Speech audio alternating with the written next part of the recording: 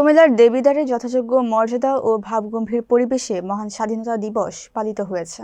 বৃহস্পতিবার ২৬শে মার্চ ভোরে শহীদ মিনার, গণকবর ও স্বাধীনতা স্তম্ভে পুষ্পস্তবক অর্পণের মধ্য দিয়ে দিবসের কর্মসূচি শুরু হয়। বীর শহীদদের প্রতি শ্রদ্ধা নিবেদন করেন কুমিল্লা ৪ আসনের সংসদ সদস্য হাসনাত আব্দুল্লাহ। এ সময় তার সঙ্গে উপস্থিত ছিলেন উপজেলা নির্বাহী কর্মকর্তা রাকিবুল ইসলাম, সহকারী কমিশনার ফয়সল উদ্দিন এবং দেবিদ্বার থানার অফিসার ইনচার্জ মনিরুজ্জামান। পুষ্পস্তবক অর্পণ শেষে উপজেলা চত্বরে আনুষ্ঠানিকভাবে জাতীয় পতাকা উত্তোলন করা হয়। পরে স্থানীয় স্টেডিয়ামে বিভিন্ন শিক্ষা প্রতিষ্ঠানের শিক্ষার্থীদের অংশগ্রহণে বর্ণাঢ্য কুচকাওয়াজ ও মনোজ্ঞ প্যারেড অনুষ্ঠিত হয়। শিক্ষার্থীদের দেশাত্মবোধক গান ও শরীরচর্চার প্রদর্শনী অনুষ্ঠানটিকে আরো প্রাণবন্ত করে তোলে। সভায় বক্তারা মহান মুক্তিযুদ্ধের চেতনায় উদ্বুদ্ধ হয়ে সুখী সমৃদ্ধ বাংলাদেশ গড়তে সবাইকে ঐক্যবদ্ধভাবে কাজ করার আহ্বান জানান। সরকারি কর্মকর্তা, মুক্তিযোদ্ধা ও রাজনৈতিক নেতৃবৃন্দের উপস্থিতিতে দিনটি উৎসবমুখর পরিবেশে উদযাপিত হয়েছে।